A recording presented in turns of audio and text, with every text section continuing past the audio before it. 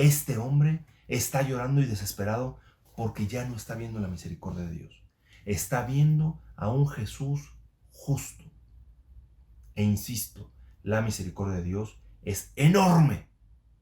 Y es más, Dios nos juzga con misericordia, pero no deja de ser juez. Va a llegar un día en el que te va a juzgar.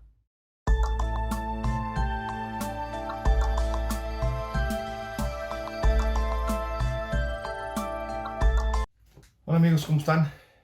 Buenos días, buenas tardes, buenas noches, dependiendo en qué horario, en qué momento nos escuchen. Pues ya llegamos a nuestro 16º domingo del tiempo ordinario. Como saben, continuamos con el tiempo ordinario de aquí hasta la festividad de Cristo Rey a finales del mes de noviembre, más o menos, cuando empezaremos el Adviento. Sin más, me gustaría comenzar como todos los domingos poniéndonos en la presencia de Dios nuestro Señor y pidiéndole al Espíritu Santo que nos acompañe. En nombre del Padre, y del Hijo, y del Espíritu Santo. Amén. Ven Espíritu Santo, llena los corazones de tus fieles y enciende en ellos el fuego de tu amor. Envía, Señor, tu Espíritu Creador y renueva la faz de la tierra. Oh Dios, que has iluminado los corazones de tus hijos con la luz del Espíritu Santo, haznos dóciles a sus inspiraciones para gustar siempre el bien y gozar de su consuelo. Por el mismo Cristo nuestro Señor. Amén. Dios te salve María, llena eres de gracia, el Señor es contigo. Bendita eres entre todas las mujeres y bendito es el fruto de tu vientre, Jesús. Santa María, Madre de Dios, ruega por nosotros los pecadores, ahora y en la hora de nuestra muerte. Amén. Y ahora la oración de nuestro movimiento. Bendito seas, Señor Jesús, por el don de nuestro movimiento, porque nos ayudas a comprender que a imagen de la Trinidad de amor, convertiste a la familia en sacramento. Te alabamos, Cristo Jesús, vida, verdad y camino de salvación, que con tu Espíritu nos infundes la gracia de la conversión. Por el Evangelio y la Eucaristía te damos gracias, Señor, porque hacen de nuestras comunidades familias de fe, esperanza y amor. Para FEF te pedimos fidelidad y de sus comunidades la multiplicación, para sus miembros la santidad y de su carisma la renovación. Por la intercesión de María Santísima, danos sacerdotes y matrimonios santos, para que nuestras familias sean una alabanza al Padre y de amor y generosidad, dulces cantos. Amén. Pues nada, como les comentaba, ya estamos en nuestro 16º domingo del tiempo ordinario. Y es importante, quiero mencionarles hoy en particular un texto que está ocupando para varios de los temas que hemos visto aquí con ustedes. ¿Cuál es ese texto? Y déjenme lo muestro aquí, lo tengo, pondré la liga para que ustedes la puedan buscar si están interesados, que es sobre la Suma Teológica. Este libro en particular está escrito por un autor espectacular que es Peter Kreeft. Peter Kreeft escribe al menos 1 o 2 libros al año, y la verdad es que cualquier libro que ustedes puedan leer de él es una joya. Tiene uno sobre Pascal que también estoy leyendo y que me parece espectacular. Déjenme explico por qué es importante este libro. Leer la Suma Teológica de Santo Tomás es complicada. La Suma Teológica no es un lenguaje que de pronto uno pueda entender de una forma muy sencilla.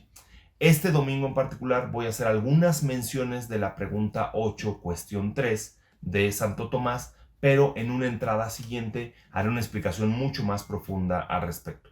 Sin más, sí quisiera que no dejen de buscarlo y si pueden encontrar, este otro libro, que también es una muy buena recomendación. Tristemente ambos están en inglés, no ha habido traducciones de ambos. Este es muy bueno. Como ustedes saben, cuando en Estados Unidos le llaman a una clase 101, es como la clase más básica. Y este libro, gracias a Dios, lo logré encontrar en libros usados, pero es una joya. Es una explicación sobre Santo Tomás de Aquino, de Francis Selman, y es una introducción muy básica, pero muy rica sobre estos temas. Entonces, bueno, este primer libro, como les decía, La Suma de la Suma, de Peter Kreeft, y este otro que les recomiendo, de Aquinas 101, de Francis Selman. Ambos libros me parece que son buenas recomendaciones para aquellos que de pronto buscan alguna formación más profunda. Y bueno, algo que ya había yo recomendado aquí en varias ocasiones, pero no por eso deberíamos de dejarlo de recomendar, es el Catecismo de la Iglesia Católica que tenemos en nuestro formato completo, en este formato que lo pueden ocupar los jóvenes, adultos, quien sea, pero a nivel preguntas y respuestas en formatos mucho más ágiles, que es el YUCAT. Es muy interesante y muy importante el que siempre estemos buscando algún texto distinto, alguna forma distinta estamos formando, y hay que entender que bien, es válido que de pronto algunos de nosotros tengamos algún conocimiento un poco distinto y que no sea fácil para nosotros el estudio básico de algún texto. Sin más, quiero entrar a nuestro tema de este domingo. Bien. No sé si ustedes lo estudiaron así como hace 8 días hacía el ejemplo de la multiplicación por cero, pero seguramente en sus clases de física en algún momento tuvieron la clase de las leyes de Newton. Y la tercera ley de Newton dice que a toda reacción corresponde una reacción de la misma intensidad y en sentido opuesto. Y Newton hace todo un formulario al respecto. Uno diría que es esos términos científicos de Newton, también le podríamos llamar el karma, ¿no? Que lo ocupamos, es un término karma, es un término budista e hinduista, que básicamente dice que si tú eres malo, esa maldad se va a replicar sobre ti. Que está más en un tema esotérico o un tema misterioso, mientras que la ley de Newton es una ley física de perdón, si yo tengo un elemento que empujo, la reacción de ese elemento tiene que ver con la fuerza con la que fui impactado, la potencia con la que fui impactado, etc. Hay toda una fórmula matemática. Entonces tenemos tanto la fórmula matemática, la tercera ley de Newton, tenemos la un poco esotérica o un poco, puede ser hasta antropológica del karma. Y tendríamos un tercer caso, también científico, que es el efecto mariposa. Si alguien de ustedes ha visto, está una película con Ashton Kutcher, hace ya, debe tener unos 20 años, esta película que se llama El efecto mariposa.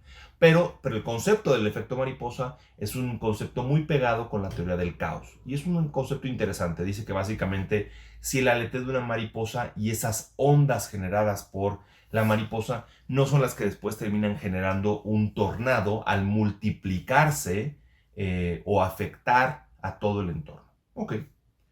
¿Qué podríamos decir los cristianos? Porque tenemos un tema completamente, una ley de la física, un tema, insisto, un poco de la historia, un poco antropológico, un poco historia asiática, que es el karma, que hoy día se dice como muy seguido, y un tercer escenario, que sería este escenario de un efecto y de una teoría. Fíjese cómo no es ley, a diferencia de la de Newton, es una teoría, como la teoría del caos, y su pegado o su corolario en el tema del efecto mariposa. ¿Qué decimos los cristianos al respecto? Porque pues cualquiera de nosotros podríamos decir, pues son ideas interesantes. Ok. Los cristianos, por encima de cualquiera de estos tres conceptos, que no están peleados ninguno de los tres con esto, creemos en la divina providencia. Déjenme explico los dos conceptos de lo que acabo de decir. Divina y providencia. Divino es decir que viene de Dios, y providencia. Déjenme hago la lectura de lo que involucra providencia. La providencia es la medida que se toma para lograr un fin determinado. Es decir, el plan que alguien tiene para que eso se ejecute. La divina providencia es el plan que Dios tiene para que algo suceda. ¿Ok? Sin una providencia, todo sucedería al azar. Es decir, los humanos no podríamos tener 2 ojos, pero podríamos tener 3. Podría yo tener 2 orejas, pero también podría tener yo 4. Podría yo haber nacido en 1978 del señor Rodolfo Carrí y de la señora Guadalupe de Herrera. ¿O no? ¿En qué creo? ¿Creo que todo es al azar y que simplemente yo soy un producto del azar? ¿O que hay un plan divino, una providencia divina y un efecto divino? Bien.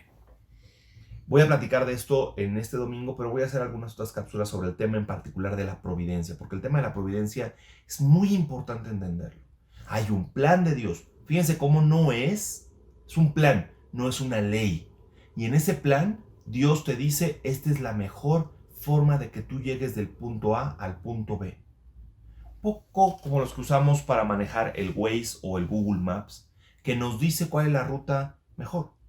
Pero cuando nosotros nos desviamos de la ruta, lo que hacen estas aplicaciones de nuestros teléfonos es buscar una ruta alterna. Así funciona la providencia divina. La providencia divina no es que Dios voltee y diga, bueno, no seguiste mi plan, ya, yo ya no te pelo. No, no, Dios siempre está buscando que se logre un plan. Y en esa búsqueda de ese plan, ¿qué es lo que hace Dios?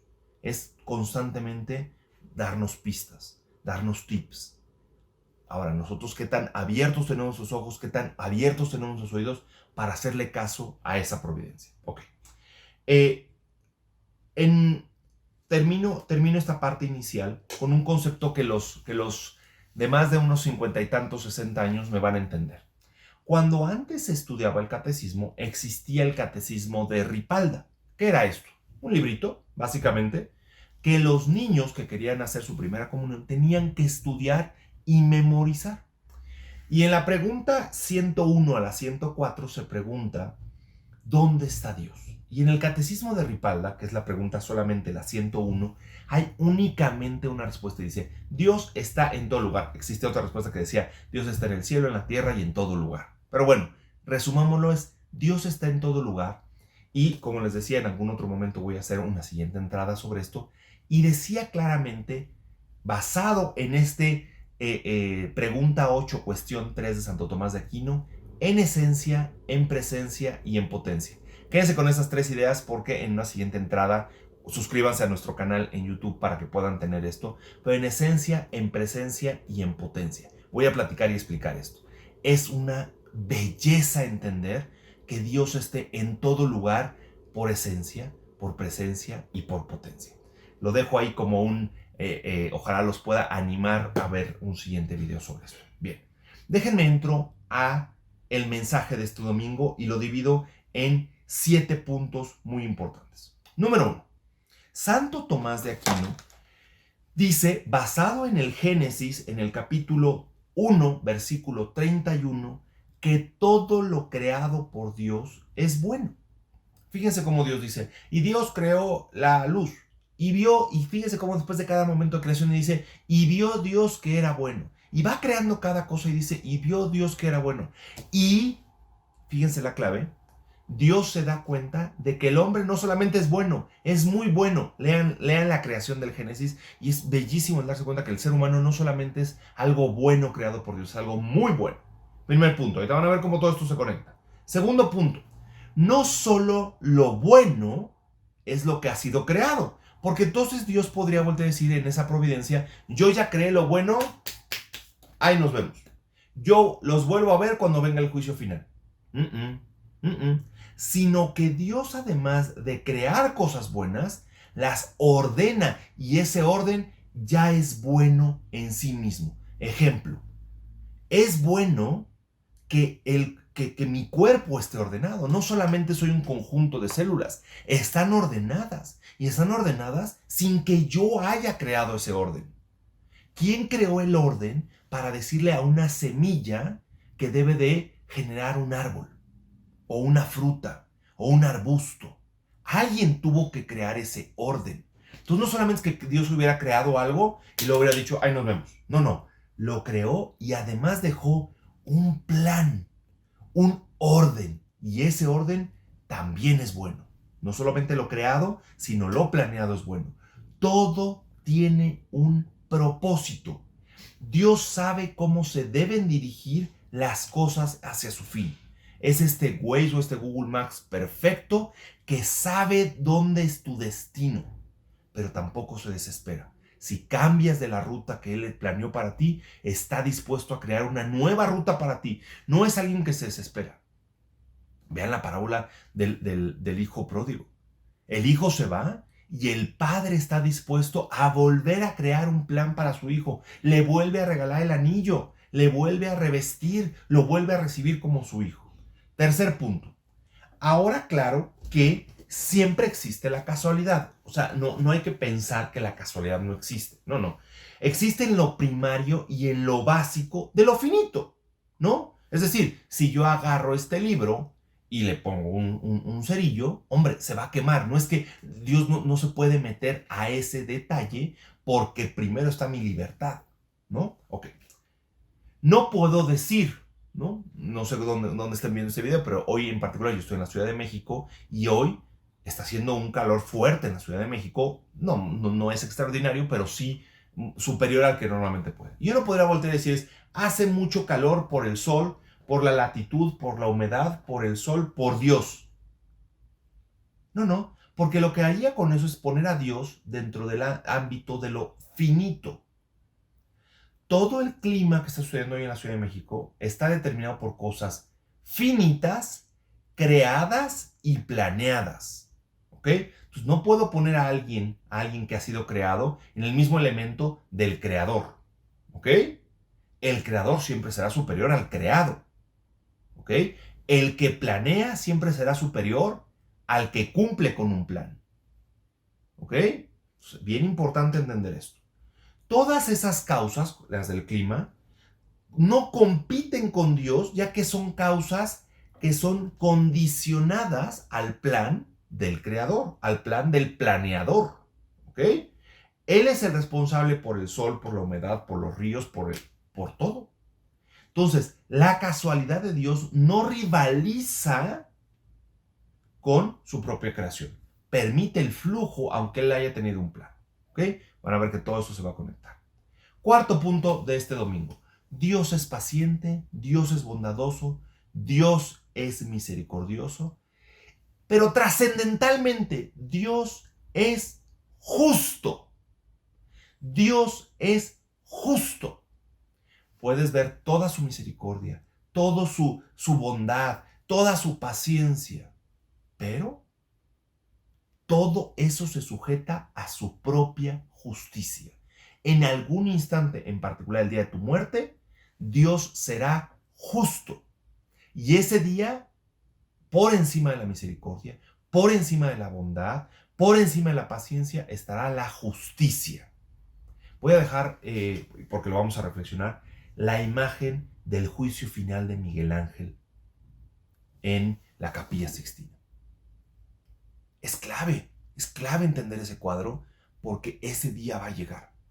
Ese día va a llegar, el día particularmente que mueras o el día que esta humanidad que hoy día conocemos, esta creación que hoy día conocemos, llegue a su fin. ¿Ok?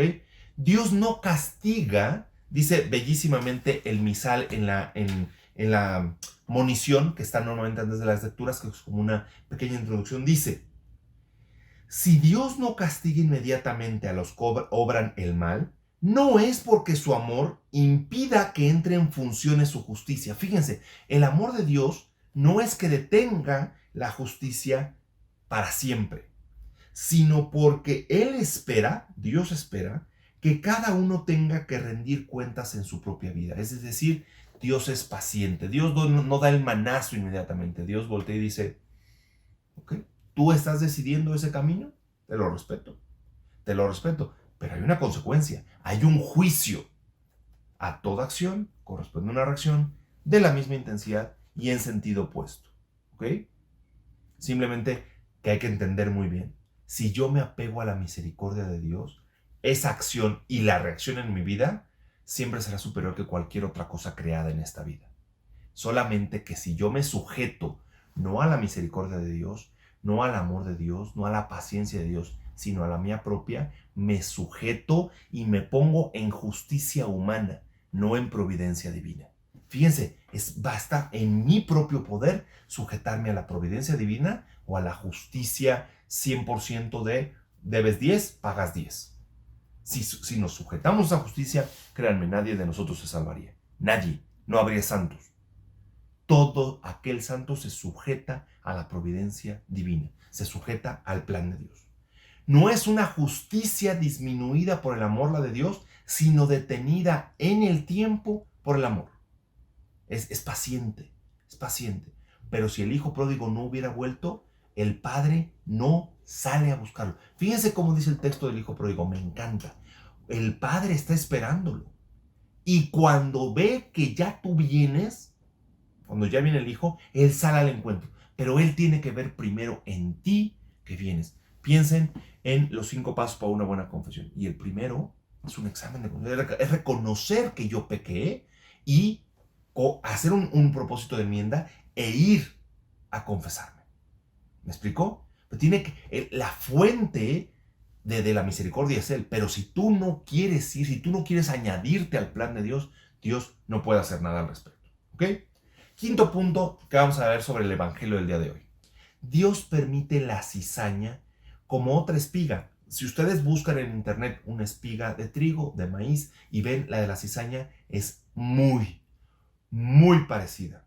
Y crece constantemente junto a la buena, van creciendo juntitas, más la cizaña se cría de forma espontánea, sin cuidado, sin justicia, sin reglas, como muchos de nosotros queremos vivir.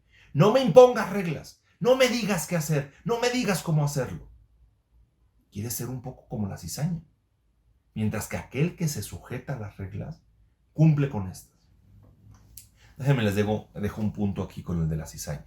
Me metí a investigar la cizaña. La cizaña, insisto, crece igual que el trigo, igual que el maíz, igual que casi cualquier cereal sembrado. ¿Qué creen que sucede si yo tomo esas semillas, las trituro y hago una harina? Esa harina es venenosa. No solamente la cizaña, porque cualquiera diría, es una cizaña, es cualquier cosa. No.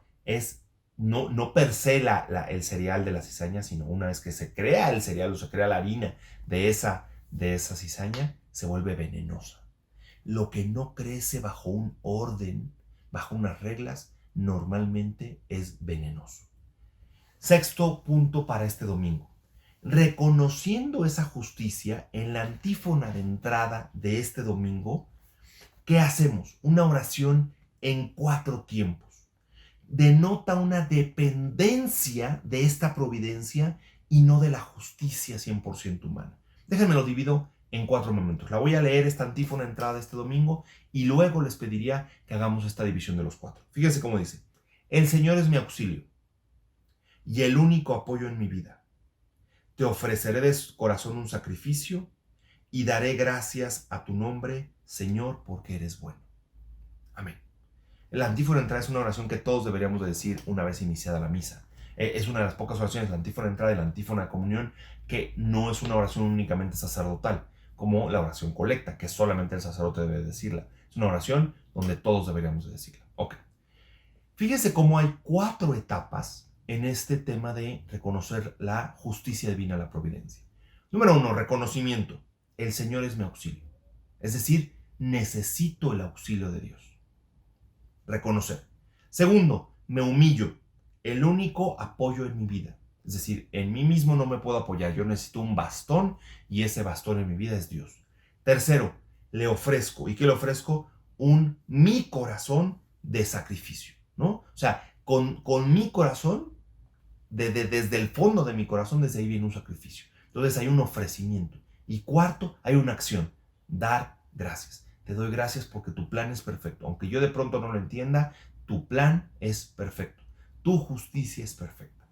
Séptimo punto de este domingo importante. En este mismo tono, la oración colecta de este domingo, le pedimos a Dios. Fíjense cómo voy a hacer la oración de este domingo. Dice: sé propicio. Cuando uno busca la palabra propicio, es igual a benigno, es igual a favorable. Es decir, yo podría traducir, sé favorable, Señor, con tus siervos, con nosotros, y multiplica bondadoso sobre ellos los dones de tu gracia, para que fervorosos en la fe, la esperanza y la caridad, perseveren siempre fieles en el cumplimiento de tus mandatos, de tu voluntad, de tu providencia. Entonces, fíjense, le pido básicamente que multiplique la gracia para que yo pueda cumplir sus mandamientos. Y esos mandamientos son su justicia, su plan, su providencia. Bien, déjenme entramos directamente ahora sí a nuestras lecturas de este domingo. La primera lectura de este domingo es del libro de la sabiduría. El libro de la sabiduría se considera que es el último libro escrito, aunque no cronológicamente si uno toma el Antiguo Testamento, pero sí es el libro que se terminó de escribir muy cerca del nacimiento de Jesucristo. Es muy probable, es el más cercano que se haya terminado de escribir. Y son recomendaciones, sugerencias, es un lenguaje muy bonito. Pareciera como un libro escrito de un papá a un hijo, como haciendo estas recomendaciones, ¿ok? Y entonces, fíjense Quiero hacer 5 reflexiones sobre el texto de este libro de la sabiduría, capítulo 12, versículo 13 y del 16 al 19. Número 1, 5 recomendaciones. Número 1, no hay nadie a quien tengas que rendirle cuentas. Todos nosotros le rendimos cuentas. Yo le rindo cuentas a el gobierno y le pago impuestos. Yo le rindo cuentas a mi esposa y la tengo que dar una mesada para que ella viva. Yo le rindo cuentas a mis propios padres. Yo le rindo cuentas a mi jefe en mi trabajo. Yo le rindo... Ok. Este personaje de quien el libro de la sabiduría nos habla, que es Dios, no le debe de rendir cuentas a nadie. Porque si Él es la fuente de toda bondad, de todo bien, de todo plan, ¿a quién tendría que responderle? Si todo es suyo. Entonces, siendo Dios la fuente de toda la bondad que dijimos en Santo Tomás, en el capítulo 1 del Génesis, que Santo Tomás hace referencia a eso, y todo lo planeó y todo lo creó Dios y todo era bueno, y la medida con lo que yo reconozco que algo es bueno es Dios, Él no se debe a nadie. Todos nos debemos a Él y a su plan. No solamente me debo a decirle, bueno, tú creas este cuerpo, este cuerpo te lo debo a ti. No, sino también al plan para el cual yo fui creado. Segundo punto de esta lectura. Tu poder es el fundamento de tu justicia. Es clave entender esto. ¿Ok? ¿Quién puede juzgar? ¿Quién tiene el poder? ¿Quién es el juez al final de todos los tiempos? Vuelvo al cuadro de Miguel Ángel en la Capilla Sixtina. ¿Quién será el juez al final de los días? El poder lo genera. Fíjense, lo que está diciendo la lectura es, tu poder es el fundamento de tu justicia. Es decir, eres tan poderoso, y en ese poder está la bondad, el amor, todo esto, que tú eres el último y único juez. El juez final. ¿Ok? Tercer punto.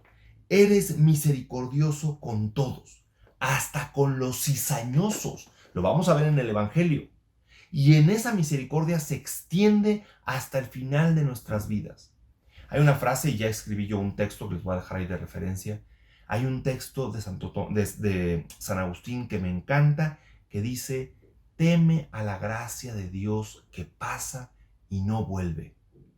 San Agustín reconoce que Dios es misericordioso, pero también es justo. La gracia de Dios puede estar pasando por tu vida y tú estás tan cegado, tan ensordecido, que no la ves pasar frente a ti. Cuidado, cuidado. San Agustín lo decía, teme, ten miedo de que Dios pase frente a ti y no se quede contigo. ¿Ok? Cuarto punto de este domingo. Juzgas con misericordia y nos gobiernas con delicadeza. Lo vemos con claridad en la parábola del hijo pródigo que ya he mencionado varias veces. La justicia del padre, quien tiene todo el poder de voltearle y decirle al hijo, te me largas, no regresas a esta casa. O sí, está bien, te vas a quedar, pero te vas a quedar como esclavo. O sí, vas a regresar, pero me la vas a pagar, me la debes. Es misericordioso y trata a ambos hijos en sus errores de ambos lados con misericordia. Insisto, este cuarto punto. Juzgas con misericordia y nos gobiernas con delicadeza. Fíjense cómo uno dice, juzgas con justicia. Lo correcto es esto, ¿no? Juzgar con justicia. Dios no juzga con justicia, Dios juzga con misericordia y gobierna con delicadeza. Delicadamente. ¡Qué belleza! Es un poema esta primera lectura. Quinto punto. Al pecador le das tiempo para que se arrepienta. ¿Cuánto tiempo te ha dado Dios para que te arrepientes? Para que te arrepientes de ese pecado que sigue en tu vida, de esa persona que no has perdonado, de ese pecado recurrente, de ese vicio que lo encubres como un tema social. Dios te está dando tiempo, te está diciendo al día de hoy, te tengo paciencia para que te arrepientas, te doy tiempo, ¿ok? Dios es paciente y nos da suficientes oportunidades para arrepentirnos, convertirnos y cambiar, mas no debemos de tentar esa paciencia. No tentemos la misericordia de Dios. El Salmo tiene un ritmo hermoso de alabanza, petición, alabanza, petición. Si ustedes ven el Salmo de este domingo, El estribillo, lo que repetimos, vamos a repetir este domingo la primera vez después de que el monitor lo diga y nosotros tres veces después más, es inicialmente una alabanza. Tú, Señor, eres bueno y clemente. Alabanza. Después viene petición.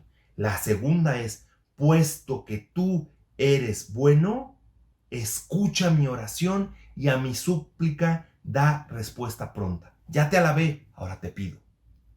Le vuelvo a pedir, ahora lo vuelvo a alabar, ¿no? En la segunda estrofa, tus obras son portentosas, lo estoy alabando. ¿Por qué? Porque en el tercera estrofa le diré, ten compasión de mí, pues clamo a ti, Señor, a toda hora. ¡Qué belleza! El Salmo nos está diciendo una metodología para orar. Alabar a Dios, reconocerle su grandeza y pedirle. Pero nosotros muchas veces solo le pedimos, pues somos pedinches. Pedimos. ¿Y la alabanza? Alabar, pedir, alabar, pedir, alabar, pedir. Nos está dando un método el Salmo de este domingo. Segunda lectura, seguimos con San Pablo escribiéndole a los romanos. Si ustedes se dan cuenta, estamos brincando, hemos leído casi todo Romanos las últimas semanas y estamos ahora en el capítulo 8, igual que hace 8 días, pero ahora el versículo únicamente, fíjense, San Pablo de este domingo solamente vamos a leer 2 versículos, el 26 y el 27. Y solamente en este texto quiero tocar dos temas que quedan unidos, el de la humildad humana, que hemos platicado últimamente, la humildad humana y la providencia divina. Es un match perfecto. La providencia divina no puede funcionar si no existe la humildad en ti. Primer punto, San Pablo nos explica, dice, el Espíritu nos ayuda porque nosotros no sabemos pedir. Primero tiene que haber un acto de humildad. Señor, yo no sé pedir. No sé cómo orar, Señor. No sé cómo orar. Entonces, primero reconozco mi humildad, me humillo y reconozco, no sé cómo hablarte, Señor. Sé el idioma humano, pero no conozco el idioma divino. Y entonces, ¿qué dice San Pablo en este segundo punto? Pide y ora de acuerdo, el Espíritu ruega conforme a la voluntad de Dios por los que le pertenecen. Por eso iniciamos cada domingo con la oración del Espíritu Santo, porque me pongo en el tono no de humano, de lenguaje humano, sino de lenguaje divino. ¿Okay? El Espíritu Santo ruega conforme a la voluntad de Dios por los que le pertenecen. Una vez que entendemos y vivimos que Dios está en todo lugar, en esencia, presencia y potencia, entendemos el porqué de la necesidad de vivir de acuerdo al espíritu y de acuerdo a la carne, es decir, en esta conexión de la humildad humana y la providencia divina, de acuerdo al plan de Dios y no al plan humano, de acuerdo a la providencia divina, no de acuerdo a mis planes. Yo debo de empezar por humillarme y reconocer, no sé hablarte y además, ¿qué creen? Si estoy orando, tampoco sé escucharte. Para que yo pueda orarte y hablarte y escucharte, necesito salirme yo de mí mismo y que el Espíritu Santo me controle, me domine y me guíe. Bellísima esta segunda lectura que nos da las claves, ¿no? Nos da las pautas para poder entender el Evangelio. Para el Evangelio les pido que lo que les normalmente cada domingo les sugiero. Voy a tomar de aquí del escritorio de mi hija. Tome una pluma. En este caso estoy tomando la pluma porque la de ella tiene, ya saben, los colores, el rojo, de estas plumas que ocupamos algunos nosotros, verde, azul. Ocupen un color diferente o tomen una regla y subrayen en algunos casos los adjetivos, circulen los adverbios, tachen o pongan una palomita a los adjetivos. ¿Por qué? Van a ver por qué es clave. ¿Ok? Esto igual que hace 8 días que les pedía yo lo mismo. Porque en el Evangelio de San Mateo, que hoy estaremos leyendo, mismo caso que con Romanos, estamos continuando la lectura de Mateo en el capítulo 13. En este caso leemos muchos más versículos, del 24 al 43. El evangelista utiliza un verbo muy peculiar. Fíjense cómo la lectura de este domingo dice, en aquel tiempo Jesús propuso esta palabra. Si se han dado cuenta, la palabra propuso tiene el final también de impuso. No, el propuso es, Jesús voltea y dice, les vengo a proponer algo. Oye, pero es Dios, Jesús es Dios. Jesús podría voltear y decir, les vengo a proponer, ni mangos, les vengo a imponer. ¿No? Jesús dice, les propongo esta parábola. Vean qué belleza, qué belleza. Cuando leemos los textos bíblicos, tendríamos que tener ¿por qué Jesús propone? ¿Por qué no llega y me impone? Porque aún en la providencia divina, Dios, Jesucristo, Dios Hijo, respeta tu libertad. No te impone, te propone. ¡Qué belleza! ¡Qué belleza este Dios misericordioso y clemente! Entonces dice que Jesús propone. Si Jesús por segundo domingo consecutivo, muy pocos casos tenemos donde Jesús explique la parábola. Y Jesús nos va explicando, como diciendo, estas les tienen que poner atención, esta es muy importante. Si a las otras no le entienden, está bueno, ¿no? Con el tiempo le van a entender, pero estas les tienen que entender. Y hay 7 personas que Jesús mismo va a explicar. Y frases, hay varias frases que voy a explicar también después, que brincan este domingo. Déjenme, voy una por una. Un hombre sembró buena semilla.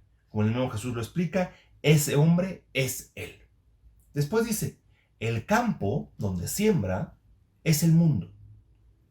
La buena semilla son los ciudadanos del reino, los que quieren escuchar la palabra de Dios. La cizaña son los partidarios del maligno. El enemigo que siembra es el diablo. Quiero hacer una pausa ahí. El texto dice así: un hombre sembró una buena semilla en su campo. Vean la palabra su campo. ¿Qué dijimos que era el campo? El mundo. ¿Quién es el dueño del mundo? Jesús. Jesús está diciendo entre palabras, yo soy el dueño del mundo. No tú. Tú no eres dueño de nada. ¿Ok? Pero mientras los trabajadores dormían, llegó un enemigo del dueño. Fíjense cómo no sucede mientras los trabajadores están trabajando. El enemigo entra en nuestras vidas cuando dejamos de trabajar, cuando nos confiamos, cuando decimos, yo solo voy a hacer este pedacito que me invitaron a hacer y ya. ¿Ok? Clave entender esto. ¿Vale? Muy bien. Continúo con los personajes. El enemigo que siembra es el diablo, la cizaña. El tiempo de la cosecha es el fin del mundo, por eso sugiero el cuadro de El juicio final de Miguel Ángel en la Capilla Sixtina. Y 7, los segadores son los ángeles. Hagamos una pausa aquí. Veamos la imagen que pintó Miguel Ángel en la Capilla Sixtina y les pido que encuentren estos 7 personajes. El hombre que sembró la semilla, el campo, la buena semilla, la cizaña, el enemigo, el tiempo de la cosecha y los segadores. Las van a encontrar a los 7. Los 7 están en el cuadro de Miguel Ángel. Ahora, si ya tienen frente a ustedes el cuadro de Miguel Ángel que estoy poniendo aquí en el video, hay un personaje en particular que siempre he visto y que me causa admiración, miedo, reflexión, podría ser otros adjetivos. Un hombre a quien los demonios apenas están empezando a sujetar. Hay algunos que creen que el propio pensador de Rodin está basado en esta pintura de Miguel Ángel. No está aún en el infierno, pero ya sabe que está condenado.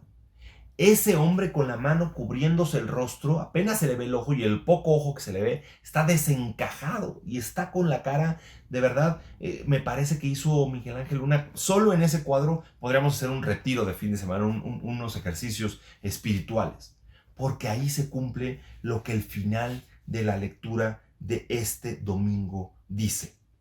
Ahí será el llanto y la desesperación. Este hombre está llorando y desesperado porque ya no está viendo la misericordia de Dios. Está viendo a un Jesús justo. E insisto, la misericordia de Dios es enorme. Y es más, Dios nos juzga con misericordia, pero no deja de ser juez. Va a llegar un día en el que te va a juzgar.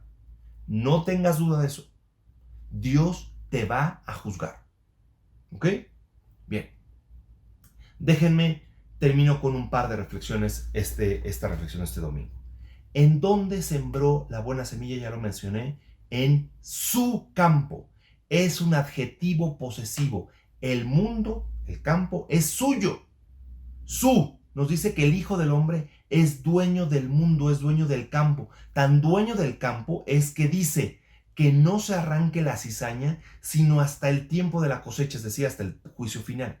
Y después tiene todo el poder de decidir qué hacer con la cizaña. Y con el trigo ¿cómo dice la lectura? En su granero. De nuevo vuelve a ocupar un adjetivo posesivo. Es su granero, suyo. Vuelve a usar este tema de posesión. Ahora en primera persona, pero es su granero. Su granero es el cielo. ¿Ok? Déjenme termino este domingo con una oración bellísima que me encontré de la beata Isabel de Francia del año 1270. Pongámonos en presencia de Dios, en el nombre del Padre, y del Hijo, y del Espíritu Santo. Dice la beata Isabel de Francia: ¿qué me sucederá hoy, Dios mío? Lo ignoro. Lo único que sé es que nada me sucederá que no lo hayas previsto, regulado y ordenado desde la eternidad. Me basta eso, Dios mío, me basta esto. Adoro tus eternos e imperecederos designios. Me someto a ellos con toda mi alma por tu amor. Lo quiero todo, lo acepto todo, quiero haceros de todo un sacrificio. Uno en este sacrificio al de Jesús, mi Salvador, y te pido en su nombre y por sus méritos infinitos la paciencia en mis penas y una perfecta resignación en todo lo que te plazca que me suceda. Amén. Os quiero dejar con el compromiso en dos temas, en una reflexión y en una acción. La reflexión en 4 o 5 preguntas. ¿He visto a Dios como alguien misericordioso? Reflexionemos en mi vida, en los años que tenga, ¿he visto a Dios como alguien misericordioso? Segunda pregunta, ¿sé lo que Dios quiere de mi vida en su divina misericordia? ¿En su divina providencia? ¿Sé lo que quiere Dios? ¿Cuál es el plan de Dios para mí? Tercero, y este es clave, ¿cuenta Dios contigo para que su providencia se haga a través tuyo? Es decir, ¿el plan de Dios puede suceder a través de ti? ¿Te dejas? ¿Estás dispuesto a que Dios haga su plan a través tuyo? Cuarto y final, si Dios te llamara hoy a su presencia, ¿dónde en el cuadro del juicio final de Miguel Ángel estarías? ¿En dónde estaría tu familia? ¿En dónde estaría tu esposo, tu esposa, tu hijo, tu hermano? Déjenme los llevo a una acción y con eso finalizo. Dediquemos unos minutos a Dios para preguntarle: ¿qué plan tienes para mí? Invocar al Espíritu Santo, pedirle al Padre por la intercesión de Jesucristo lo que más necesita mi vida, mi familia y mis hijos, para que se cumpla el plan de Dios. Los dejo este domingo, que Dios los bendiga. Muchas gracias.